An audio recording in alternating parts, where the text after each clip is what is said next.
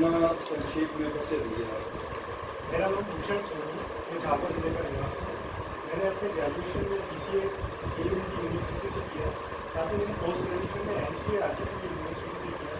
वर्तमान में मैं PSC की परीक्षा की तैयारी के साथ साथ चीफ ऑफ LLB में एज अ PHP डेवलपर पद पर कार्यरत हूँ। अच्छा, अभी आपने MCA किया हुआ है? यस। और MCA एक टेक्निकल पोस्ट है। आप लोग प्रशासन बनाना चाहते, जबकि प्रशासन एक सामान्य योग्यता वाला क्षेत्र है जहाँ पे विशेष योग्यताओं की आवश्यकता नहीं होती। और आपको विशेष योग्यताओं में दक्षिण MCA एक विशेष योग्यता है, स्पेशलाइजेशन है। तो एक स्पेशलाइज्ड क्षेत्र को छोड़ के आप सामान्य को चुनना चाहते हैं, ऐसा क्यों? अगर MCA की बात की जाए तो MCA में जो मेरा एरिया ऑफ वर्किंग है वो केवल एक क्षेत्र तक सीमित है। मुझे टेक्निकल फील्ड में ही काम करना है, एप्लीकेशन डेवलपमेंट।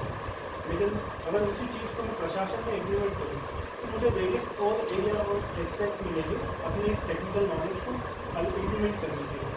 फॉर एग्जाम्पल, अगर मैं डिप्टी कलेक्टर के पद पर कार्यरत रहता हूँ तो मुझे राजस्व विभाग में अपनी टेक्निकल नॉलेज को इम्प्लीमेंट करने का मौका मिलेगा। साथ ही जिस तरह से डिजिटल इंडिया को लगातार प्रमोट किया जा रहा है, तो शासन की अन्य योजनाओं पर डिजिटलाइजेशन में मॉनिटरिंग, साथ ही उनको नागरिकों को डिजिटल जानकारी प्रदान करने इस टेक्निकल नॉलेज का काफ़ी ज़्यादा उपयोग हो सकता है। अच्छा, जो कंप्यूटर है इसका आविष्कार होने के बाद में प्रशासन में बहुत बदलाव आया है, जैसे कहते हैं क्रांतिकारी बदलाव आया है। तो कंप्यूटर का आविष्कार होने के बाद में ऐसा कौन सा बदलाव देखा हमने प्रशासन में आ गया हो? जैसे अगर सबसे बड़े बदलाव की बात की जाए तो प्रशासन में कंप्यूटर के आने के बाद से कागजी कार्रवाइयों का प्रतिबंध रख दिया। आजकल सारी फाइलें कंप्यूटर पर अपलोड की जाने लगी हैं, जिसके कारण उनका रिकॉर्ड मेंटेन करना काफ़ी ईजी रह गया है। पूर्व व्यक्ति जिस तरह से कागज बारिश में या आग गिरी हो जाने के कारण रिकॉर्ड नष्ट हो जाते थे, तो वो समस्या कंप्यूटर के आने से खत्म हो गई है। इसके साथ किसी रिकॉर्ड को ढूंढना, किसी जानकारी को प्राप्त करना कंप्यूटर में काफ़ी ज़्यादा आसान है बजाय किसी कागजी रिकॉर्ड करने के लिए। और इसके अलावा कंप्यूटर के द्वारा शीघ्रता से एक डिपार्टमेंट, एक जिला मुख्यालय से राजधानी है उस तक संदेश भेजा जा सकता है बजाय कागजी पोस्ट ऑफिस या लेटर भेजने के। तो इस तरह से प्रशासन में एक तीव्रता आई है, साथ ही रिकॉर्ड को मेंटेन करने की जो स्टेबिलिटी है वो भी काफ़ी ज़्यादा इम्प्रूव है कंप्यूटर की। यानी कि स्वचालन हो गया, ऑटोमेशन हो गया है, इसके बहुत से फायदे हुए हैं प्रशासन में। मान लो आप चूँकि MCA किया हुआ और प्रशासन में आते जो आपको सब आता है, तो अपनी जो स्पेशल योग्यताएँ हैं इसका लाभ प्रशासन के लिए कैसे पहुँचाएंगे? जैसे वर्तमान में देखा जाता है कि प्रशासन अपने अधिकारियों को कंप्यूटर की एक स्पेशलाइज ट्रेनिंग करवाता है, क्योंकि मुख्यतः समझे बहुत सारे अधिकारी ऐसे होते हैं जो नॉन टेक्निकल फील्ड से आते हैं। तो इस तरह से प्रशासन का एक तरह से पैसा बचेगा, जो स्पेशलाइज पर्सन आएगा उसे ट्रेनिंग प्रोवाइड करेंगे। साथ ही अगर कोई MCA भारत से टेक्निकल पर्सन इस फील्ड में आता है तो जो टेक्निकल ग्लिचेस होते हैं प्रशासन की वेबसाइट में या ऐप्स में, उनके बारे में वो रिपोर्ट रहेगा तो उनके बारे में थोड़ी जानकारी निकाल सकते हैं। तो इस तरह से प्रशासन का एक अन्य खर्चा भी इसमें बचेगा कि उसके लिए अगर प्रशासन किसी थर्ड पार्टी को कॉन्ट्रैक्ट देता है तो वो काफ़ी ज़्यादा व्यय उसमें हो जाता है तथा समय भी लगता है। तो अगर कोई टेक्निकल पर्सन ही प्रशासन में इस फील्ड के बारे में जानकारी हो तो वो ग्लिचेस को जल्दी पकड़ पाएगा। चूँकि आपने MCA किया है, जो टेक्निकल फील्ड में जाने वाले विद्यार्थी होते हैं, वे MCA करते हैं या BA करते हैं, IT करते हैं, उनका सामान्यतः ऐसा कहते हैं कि रुझान ह्यूमैनिटी वाले विषय में कम होता है। उनका इंटरेस्ट जो टेक्निकल पार्ट है उसमें ज़्यादा होता है। इतिहास में या ज्योग्राफी में या संविधान में कम रुचि होती है। तो स्वाभाविक सी बात है, भैया व्यक्ति BE कर रहा है, नहीं रुचि उसकी ज़्यादा होगा। आपकी रुचि जो ह्यूमैनिटी वाले विषय हैं, इतिहास है, ज्योग्राफी, इनमें ज़्यादा है कि आपकी कंप्यूटर फील्ड में ज़्यादा है? सर अगर मेरा पर्सनल ओपिनियन माना जाए तो मेरे दोनों में बैलेंस सोच है, मैं किसी एक पक्ष की तरफ जाता है तो किसी एक पक्ष की तरफ बैलेंस है। इतिहास आपने पढ़ा है? जी सर। इतिहास का पढ़ा आपने? PhD का पढ़ा है उससे पहले? सर मेरा क्लास 10 तक सोशल साइंस सब्जेक्ट था, इसमें इतिहास का भी कुछ अंश मौजूद है। उसके बाद आपने जब MCA किया तब उस दौरान कभी इतिहास पढ़ा आपने? नहीं सर, उस दौरान मैंने इतिहास जैसे स्टडी के रूप में नहीं पढ़ा, लेकिन जैसे राजा महाराजा की कहानियाँ हो गई, जो जैसे ऐतिहासिक बुक्स हो गई, उनको पढ़ने में मेरी रुचि है। अच्छा अच्छा। तो आप मुझे बताइए, जैसे कंप्यूटर है आपका, IT है, इसका उपयोग तो है, जैसे कहा आपने ऑटोमेशन आ गया है, इसका उपयोग तो है, लेकिन जो इतिहास में कहानियाँ पढ़ती हैं, जो कहानियाँ आपको पढ़ी नहीं होता आपने, कहीं अकबर हैं, औरंगजेब हैं, या पुराने मौजूद आते हैं, कभी महाराजा विक्रम हैं, जयपाल हैं, या अन्य जो इतिहास की घटनाएँ होती हैं पढ़ते हैं।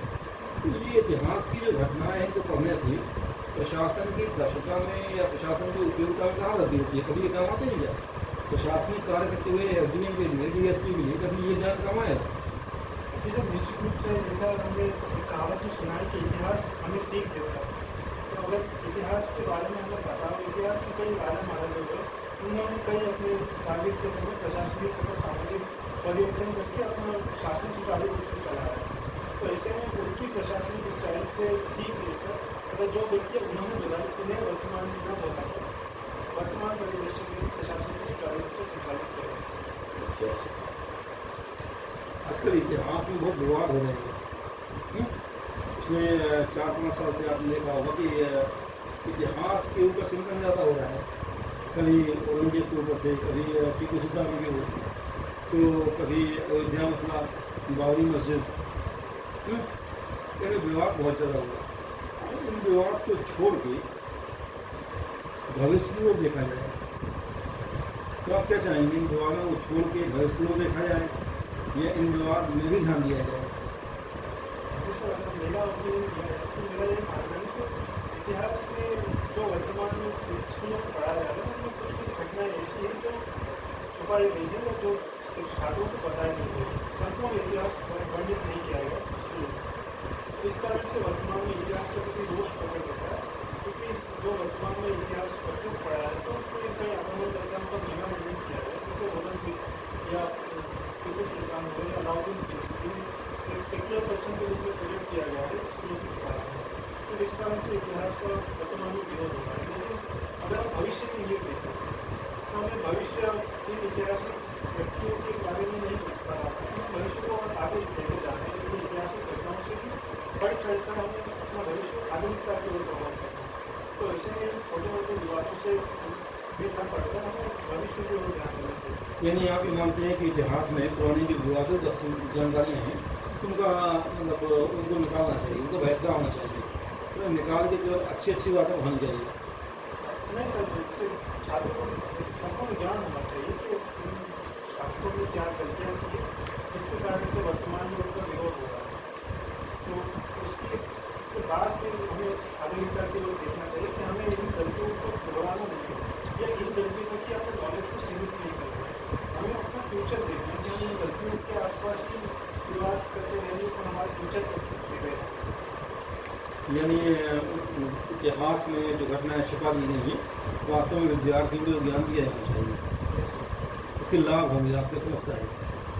जी सर, जैसे कि वर्तमान में अगर देखा जाए तो औरंगजेब की छवि एक सेक्युलर शासक के रूप में प्रदर्शित की गई है।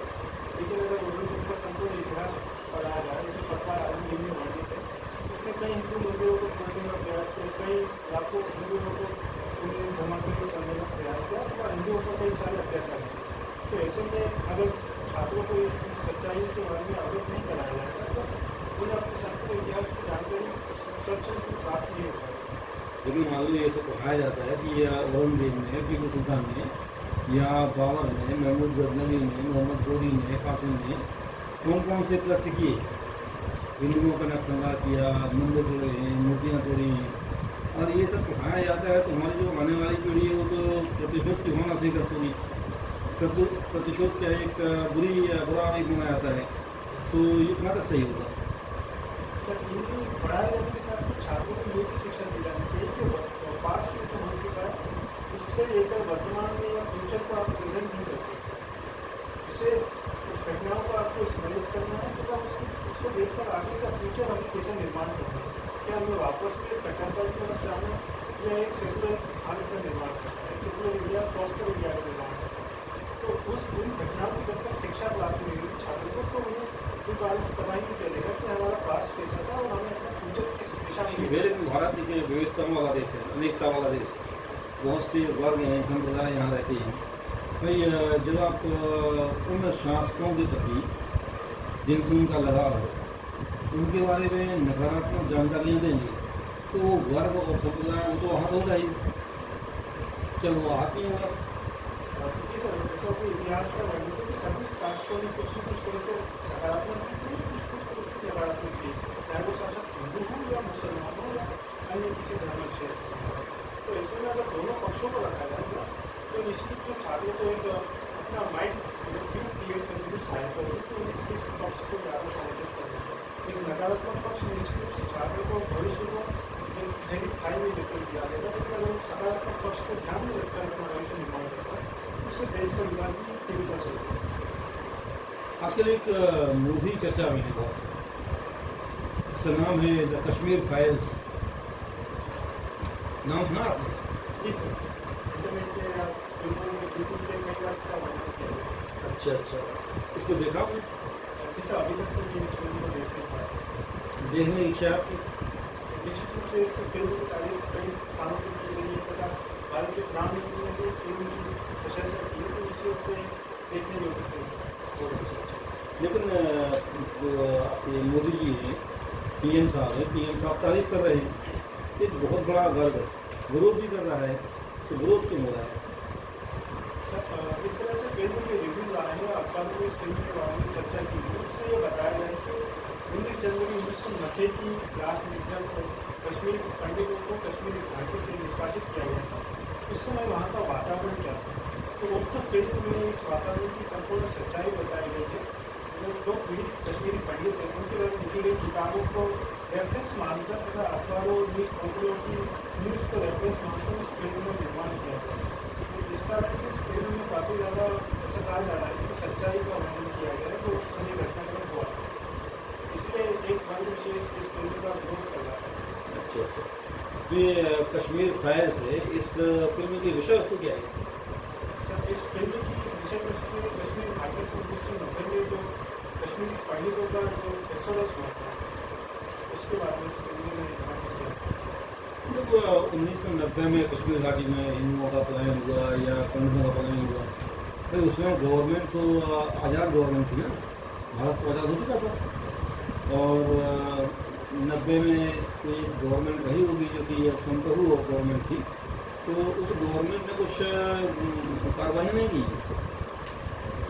सर, सरकार उस समय कश्मीर में जो राज्य सरकार थी उस समय गिर चुकी थी तथा गवर्नर शासन वहाँ पर स्थापित था, राज्यपाल शासन वहाँ पर स्थापित था। राज्यपाल उस समय जगमोहन जी थे तथा उन्होंने कश्मीरी पंडितों को पलायन रोकने के लिए उन्होंने सिक्योरिटी प्रोवाइड करने के लिए स्पेशल एरिया अलॉट किया था तथा उन्हें इस सुरक्षा की गारंटी दी गई थी। लेकिन निरंतर आतंकवादियों द्वारा कश्मीरी पंडितों को चुन चुन कर मारा जा रहा था, इसके कारण उन्हें एक भय प्राप्त हो गया था उस पूरी कम्युनिटी में तथा सरकार की वजह की जाने वाली सुरक्षा भी उन्हें कम लग रही थी, इसलिए उन्होंने पलायन भी नहीं किया। अच्छा अच्छा, ये एक नारा बहुत चला था वहाँ पर, कश्मीर चला करता है। जैसे POK है, कश्मीर है, पाकिस्तान के जो एरिया है यहाँ पे निज़ाम मुस्तफ़ा, तो ये निज़ाम मुस्तफ़ा क्या है? निज़ाम मुस्तफ़ा सर, मुझे इसके बारे में अतिरिक्त जानकारी थी, लेकिन जहाँ तक मैंने इसके बारे में आर्टिकल्स पढ़े तो इस निज़ाम मुस्तफ़ा से तात्पर्य इस्लाम का शासन स्थापित करें। इस्लाम का शासन, और निज़ाम मुस्तफ़ा के साथ साथ एक और जो नारा लगाया जाता है गजवाए हिंद। ये गजवाए हिंद क्या है? गजवाए हिंद एक एंशियंट थ्योरी है जिसके तहत ऐसा प्राचीन समय में जब मुस्लिम आतंकवादियों का भारत पर लगातार आक्रमण हुआ था तब उन्होंने गजवाए हिंद का नारा दिया था, जिसके तहत भारत के संपूर्ण हिंदुओं को इस्लाम में कन्वर्ट करना उनका उद्देश्य था। जो हिंदुस्तान है, हिंदुस्तान को इस्लामीकरण ये करना था उनके लिए, है ना?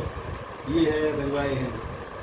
अभी एक विवाद और आ रहा है भाई, बहुत सी घटनाएं घट जाया करती हैं। कहीं हिजाब का विवाद चल रहा है, कोई 3 तलाक का विवाद चल रहा है, एक अजान का विवाद भी रहा है और चल रहा था। ये अजान क्या होती है?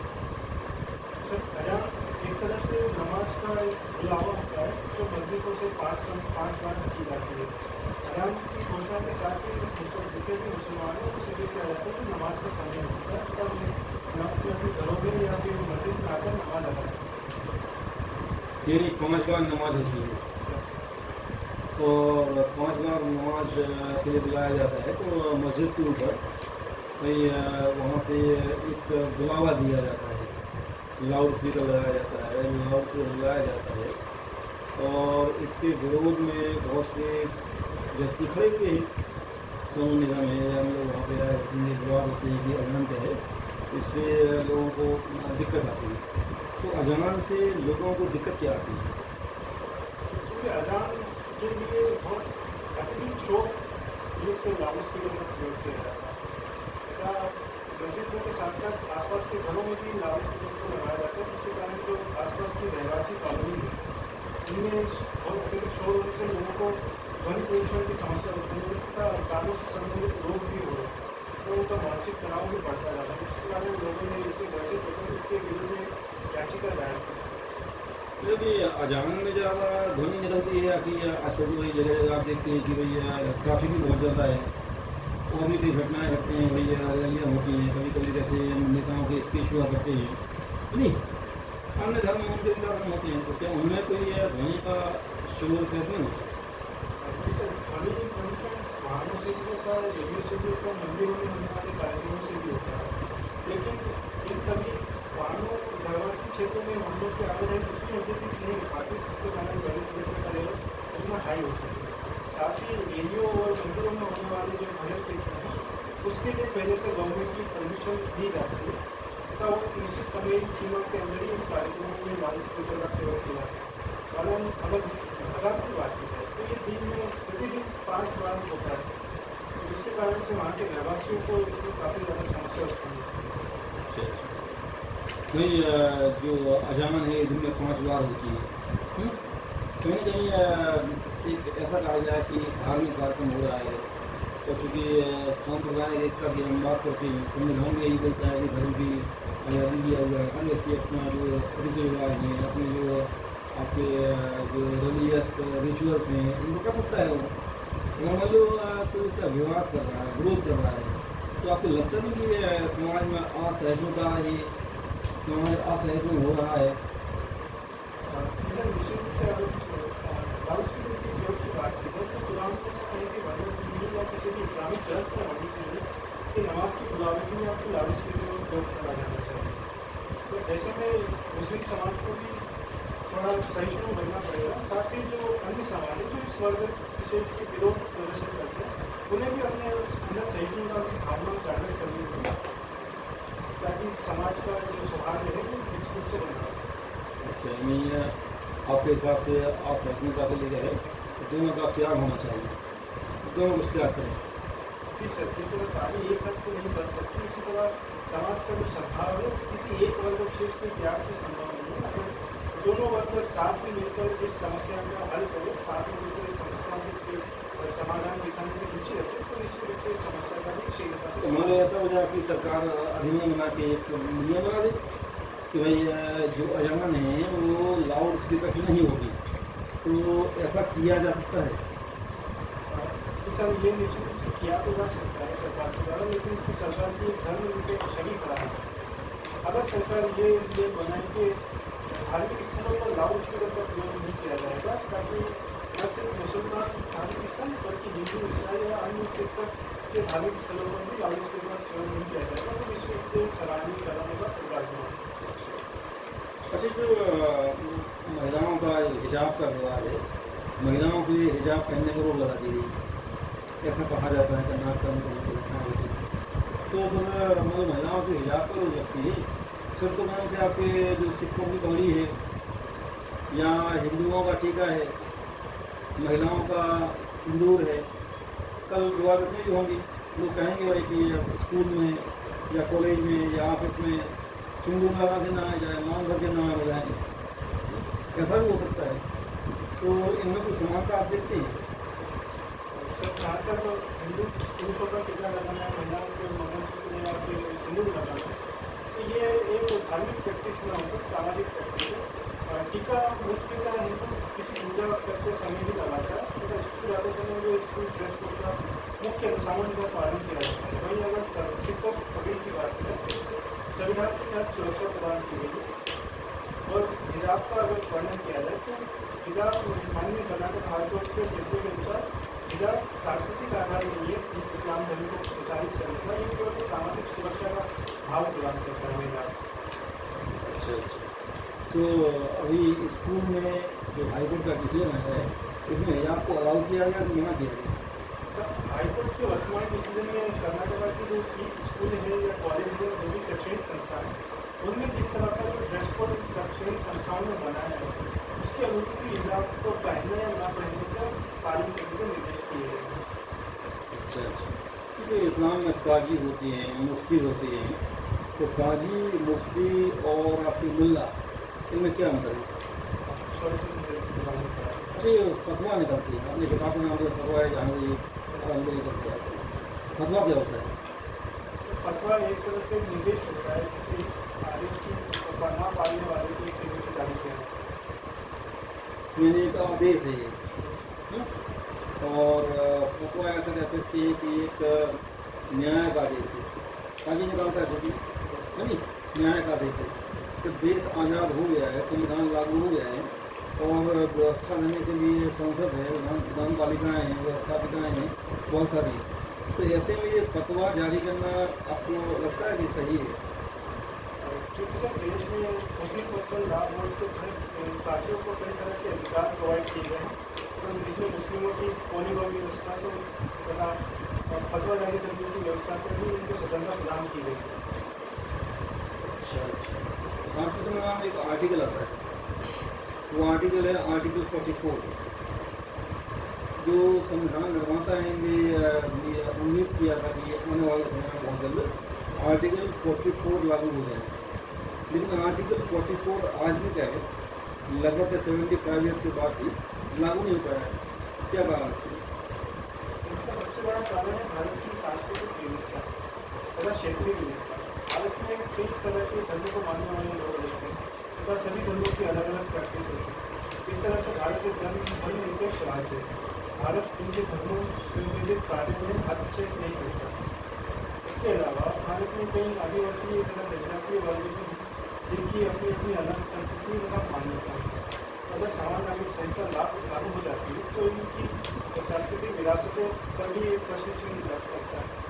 और साथ ही भारत में अलग अलग क्षेत्रों में अलग अलग कानून में अलग अलग भौगोलिक परिस्थितियों के अनुसार वहाँ पर अलग अलग भाषाएँ बोली जाती हैं, जिस कारण से भी समान नागरिक संहिता को लागू करने में काफ़ी ज़्यादा कठिनाई है। फिर तो भाई अनेकता में एकता, चूँकि विद्यमान अनेकता यहाँ पर है, बहुत सी विविधताएँ यहाँ पर कहा, जनजाति समाज में भी हैं, धर्म की अनेकताएँ भी बहुत सारी हैं, बहुत धर्म यहाँ पर हैं, धर्म के अंदर हमारे पंथ बहुत सारे वहाँ होते हैं, संप्रदाय बहुत सारे होते हैं, सबके कल्चर में कहीं कहीं अंतर है। तो फिर संविधान निर्माता में आर्टिकल 44 का खौफ देखा ही करता है। सर निश्चित रूप से अभी वर्तमान में इस आर्टिकल 44 को लागू करने में काफ़ी ज़्यादा समस्या है, लेकिन धीरे धीरे शिक्षा के विकास के साथ जैसे जैसे देश के विकास होता जाएगा लोगों में एक समान पूरी व्यक्तित्व सोच का निर्माण होगा, तो इसमें अलग अलग पंथों के लोगों में भी एक साथ रहने की भावना निरंतर बढ़ती जाएगी। तीन तलाक को एक अच्छा इसमें सही स्टेप के रूप में देखा जा सकता है कि तीन तलाक की डिसिप्लिन प्रभाव मुस्लिम समाज में बंद हो तथा इसका अच्छे तरह से स्वागत किया कुछ वर्ग विशेष को छोड़कर बाकी संपूर्ण मुस्लिम समाज तथा महिलाओं ने इसका स्वागत किया। धीरे धीरे निश्चित रूप से अन्य कुप्रथाओं पर भी बैन लगाने की सरकार की नीति है, इसके द्वारा समाज में एक समान कानून का स्थापना की, मतलब भविष्य में स्वप्न पूरा हो सकता है। निश्चित रूप से। अच्छा, ये कश्मीर में एक बात आती है कश्मीरियत, और एक बात कही जाती है कि अगली ने कहा था जमहूरियत, तो कश्मीरियत और जमहूरियत क्या है? सर जमहूरियत एक उर्दू वर्ड है लोकतंत्र के लिए। कश्मीरियत कश्मीर की लोगों की स्पिरिट को डिफाइन करता है, और इस तरह से कश्मीर के लोग काफ़ी खुश मिजाज होते हैं, मेहमानों का स्वागत करते हैं। तो उसी तरह से कश्मीर के लोग अगर साथ दें तो कश्मीर में भी लोकतंत्र की स्थापना की जा सकती है। तो कश्मीरियत को आप कैसे देखते हैं? लोग ये कहते हैं कि कश्मीरियत खत्म ना हो पाए, तो वास्तव में कश्मीरियत है क्या? कश्मीर का होने की भावना है या कश्मीरियत कोई एक संस्कृति है, कुछ उनके रीति रिवाज हैं, क्या है ये? कश्मीर की कहा जा सकता है कि लोगों की थिंकिंग है।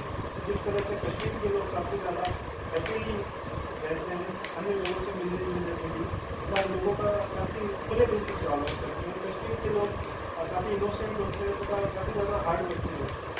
नहीं, तो जैसे आर्टिकल 370 खत्म करने की बात आई तो उस समय कहा कि भैया कश्मीरियत मस्त हो जाएगी। तो आर्टिकल 370 खत्म होने से या आर्टिकल 44 लागू होने से कश्मीरियत खत्म कैसे हो सकती है? अगर मान लो केवल एक अतिथि देवो भव और एक ऐसे कहते हैं कि भोला भलापन है, तो क्या आर्टिकल 370 आने के बाद में कोई इनके इसमें इनको कोई बैन लग जाएगा, बंधन लग जाएगा, क्या होगा? सर ऐसी कहा जाता है, ऐसी संभावना व्यक्त की गई थी कि आर्टिकल 370 खत्म हो जाएगा तो कश्मीर के लोगों में एक देश के प्रति जुड़ाव जो था वो खत्म हो जाएगा। तो इसके कारण कश्मीर की भावना को कुछ चेंज हो जाएगी। चूँकि वो संभावना वर्तमान तक अभी तक परिवर्तन रूप से सामने आ नहीं पाई, जो प्रदर्शित करता है कि कश्मीरी लोगों में भी देश के प्रति वर्तमान में काफ़ी ज़्यादा जुड़ाव है।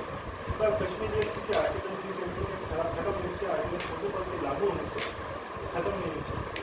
अच्छा, ये भाई जैसे कश्मीर फाइल्स है या अन्य मूवी ऐसी आती है, इनको देख के ऐसा लगता है कश्मीर में जेनोसाइड हुआ है, कश्मीर में नरसंहार हुआ है।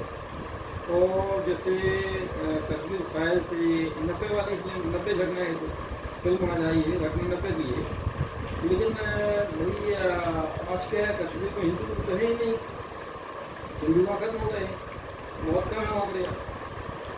तो आपको लगता नहीं कि बहुत समय पहले से जेनोसाइड चल रही है?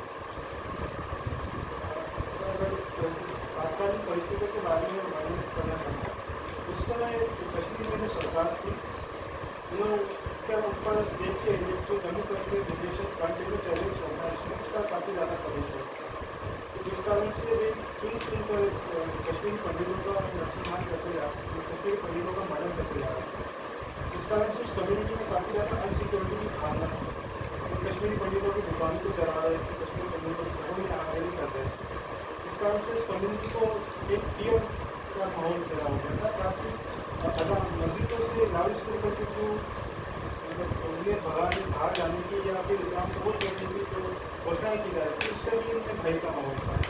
तात्कालिक सरकार ने उसे रोकने के लिए मस्जिदों पर लाउड स्पीकर का प्रयोग को इस तरह से भाषणबाजी करने के लिए कोई ठोस कदम उठाए नहीं, पर कश्मीर पंडितों की सिक्योरिटी के लिए भी उस समय कोई ठोस कदम नहीं उठाता। इसके कारण से लगभग 7 लाख के आसपास कश्मीर पंडित कश्मीर घाटी को छोड़कर चले गए। लेकिन वर्तमान में भी कुछ परिवार वहाँ पर मौजूद हैं। ऐसा कहा जाता है कि लगभग 800 कश्मीरी पंडितों का परिवार अभी भी कश्मीर घाटी में मौजूद है। और अगर 2011 की जनगणना को देखा जाए तो कश्मीर में वर्तमान में 28% हिंदू जनसंख्या मौजूद है। 2011 है, मतलब 28%। फिर मैं वही जानना चाहता हूँ कि तो 90 घटना है, 90 में हुआ, और जो इस्लाम का आगमन है वो तो ऐसा मानते हैं कि 13वीं 14वीं सदी में हुआ, यानी जो जेनोसाइड है ये तो बहुत पुराने समय से वहाँ हो रहा होगा। प्राचीन काल में धर्मांतरण अत्यधिक हो रहा था, बल के प्रयोग के द्वारा। जेनोसाइड देखा जाए तो जेनोसाइड से कहा जाता है तब एक बहुत बड़ी संख्या में लोगों का हत्या की जाती है, क्योंकि कश्मीर में ऐसा कुछ प्रमाण मिलता नहीं है जिसमें बहुत बड़ी संख्या में लोगों की हत्या की गई। तो इसलिए इसे जेनोसाइड कहना बहुत उचित नहीं है। इसे यानी 90 में इतने सारे लोग मारे गए, इसको जेनोसाइड न कहा जाए। सर लोगों की मारे जाने की संख्या अच्छा, कितने लोगों को मारने के लिए हम जेनोसाइड कहेंगे? सर जेनोसाइड की जो परिभाषा उसमें काफ़ी अत्यधिक मात्रा में लोगों की अगर एक साथ हत्या की जाती है उसे कहा जाता है। ये कश्मीर घाटी में लोगों की हत्या निरंतर होती थी, लेकिन उनको बहुत बड़ी संख्या में हुई। मैं वही जानना चाहता हूँ कितनी संख्या होना चाहिए, कितने लोगों को मारा जाए तो उसे कहा जाए जेनोसाइड? जनसंख्या को निश्चित संख्या नहीं, संख्या नंबर कुछ ज़्यादा होना चाहिए, मतलब किसी एक वर्ग के किसी स्थान पर 100 लोग हैं नहीं, और 90 को मारा जाता है, 90 लोग मारे जाते हैं।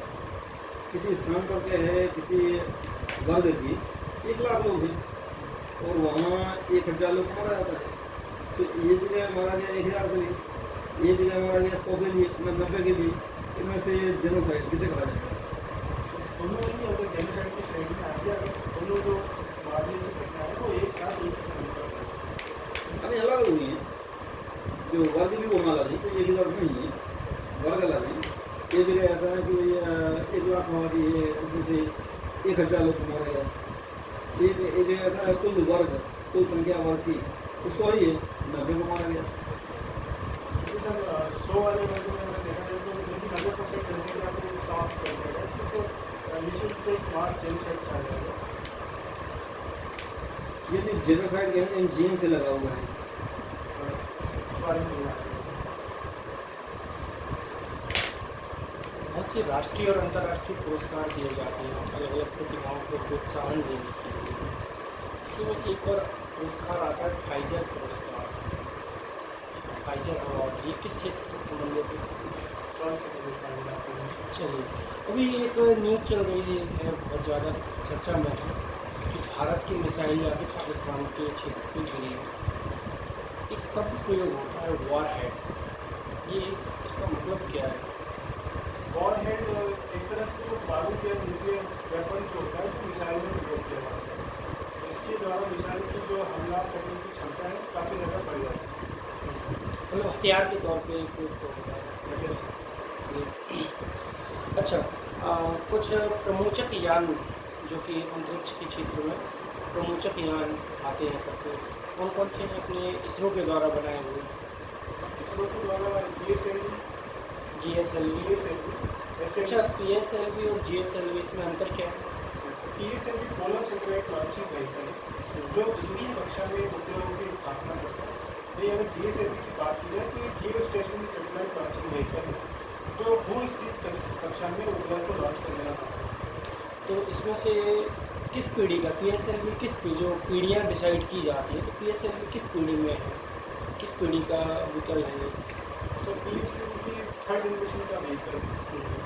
GSLV की बात की जाए तो 4th जनरेशन का व्हीकल है। तो वर्तमान में इसरो के द्वारा 2016 में 5th जनरेशन व्हीकल का भी उपयोग किया गया है, जिसे RLV-TD कहा गया है, रीयूजेबल लॉन्च व्हीकल टेस्ट। इसमें ये लॉन्च व्हीकल उपग्रह को कक्षा में स्थापित करके पुनः पृथ्वी पर जैसा लॉन्च किया गया था वैसा ही लौट कर आ रहा था। अच्छा, एक और चर्चा में था बहुत ज़्यादा अभी GSLV Mark 3, ये क्या था, किस लिए मतलब कि चर्चा में रहा है? GSLV Mark 3 भारत का अब तक का बना हुआ सबसे शक्तिशाली रॉकेट है। इसका प्रयोग हमने चंद्रयान-2 मिशन में भी किया है तथा वर्तमान में इसका प्रयोग EOS-4 सैटेलाइट को लॉन्च करने में भी किया है। रिमोट सेंसिंग के बारे में कुछ नहीं होगा। अच्छा, कौन कौन से उपयोग और वर्तमान में किए जा सकते हैं रिमोट सेंसिंग के जरिए, जो अभी तक क्या है कि एक प्रकार से संस्था की नज़रों में नहीं आए हुए हैं, उनका और ज़्यादा डेवलपमेंट किया जा सकता है? रिमोट सेंसिंग का प्रयोग किया जाता है। इससे वर्तमान में रिमोट सेंसिंग का प्रयोग धरती के भीतर छुपे हुए खनिज संसाधनों के बारे में पता करने के लिए किया जा सकता है। साथ ही जंगलों में स्थित पौधों की प्रजातियों तथा जानवरों के बारे में भी पता करने के लिए। तो ये तो अभी भी हो रहा है शायद उनका। इस अभी हो रहा है, लेकिन भारत में जो लेवल ऑफ एक्सपर्टीज है उसमें अभी काफ़ी कम है। तथा अमेरिका के सहयोग से इन क्षेत्रों में भी लेवल ऑफ एक्सपर्टीज को बढ़ाया जाता है। रिमोट सेंसिंग का एक और प्रयोग जो अब वियतनाम युद्ध हुआ था करके 1960 में, इसमें भी कहीं ना कहीं इस तकनीक का प्रयोग किया गया था। किस तरीके से कि हुआ था उसका उपयोग? जो अमेरिका और वियतनाम का युद्ध हुआ था उसमें वियतनामी लड़ाकों ने जमीन के भीतर काफ़ी ज़्यादा बैटल बना रखे थे, अमेरिकी सोल्जर्स को ट्रैक कर रखे थे। तो रिमोट सेंसिंग का प्रयोग इन लोकेशन के बारे में फाइंड आउट करने के लिए किया गया। अच्छा, ये भारतीय सुदूर संवेदी संस्थान, ये कहाँ पर है? समझिए हैदराबाद में स्थित है। हैदराबाद में है। अच्छा, और देहरादून में कौन सा संस्थान है? रिमोट सेंसिंग को ही संबंधित है। हैदराबाद में इसका कंट्रोल फैसिलिटीज थी। हाँ, देहात में इसकी रिमोट सेंसिंग की सेंसिटिविटीज। चलिए, टेलीमेडिसिन क्या होती है? सर टेलीमेडिसिन अर्थात दूरस्थ स्थित व्यक्ति को इंटरनेट की सहायता से स्वास्थ्य सुविधा उपलब्ध कराने की फैसिलिटी। इनको टेलीमेडिसिन। चलिए, ऋग्वेद कालीन जो कि न्याय व्यवस्था थी, वैदिक कालीन न्याय व्यवस्था थी, इसमें एक प्रथा का उल्लेख किया गया है, RDL प्रथा।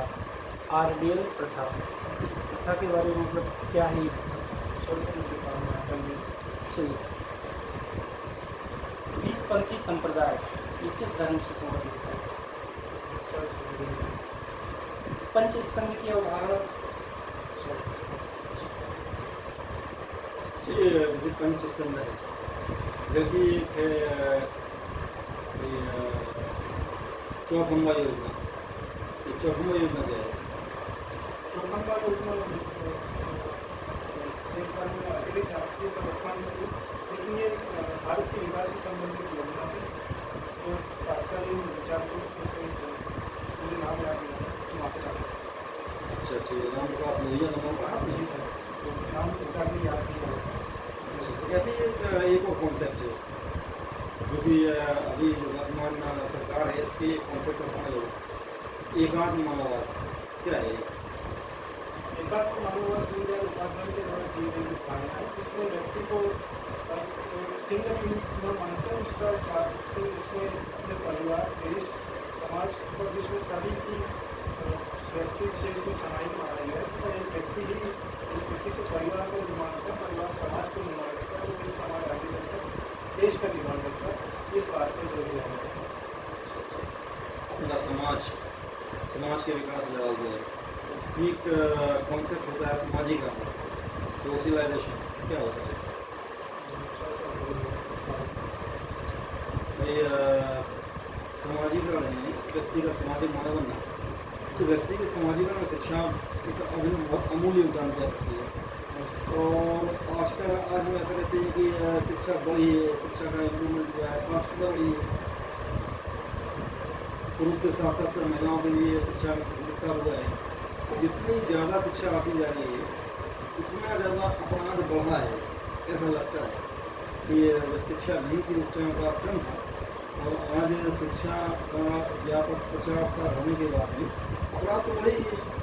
और अपराध भी ऐसे हुए हैं जिनमें शिक्षित लोग ज़्यादा हैं, ये शिक्षित लोग ज़्यादा अपराध कर रहे हैं, चाहे वो आर्थिक क्षेत्र में हो या पॉलिटिकल हो या अन्य जाती है। तो अगर ऐसा क्यों हो रहा कि जो शिक्षित व्यक्ति है वो अपराध से दूर न रह के अपराध में लिप्त हो रहा है? वर्तमान में जो भारत में शिक्षा दी जाती है वो एक थ्योरेटिकल नॉलेज को ज़्यादा जोर देती है, ना कि प्रैक्टिकल नॉलेज को, जिस कारण से बेरोजगारी काफ़ी ज़्यादा व्यापक है। और इस कारण से तथा साथ ही शिक्षा के द्वारा मानव में बुद्धिवादी संस्कृति का लगातार बढ़ावा होता जा रहा है, जिसके कारण से उन्हें शीघ्रता से ध्यान अर्जित करने की रुचि अधिक होती है, और इसी कारण से अपराध की ओर अग्रसर होते हैं। चलिए ठीक है, हमारी ओर से आपको शुभकामनाएं।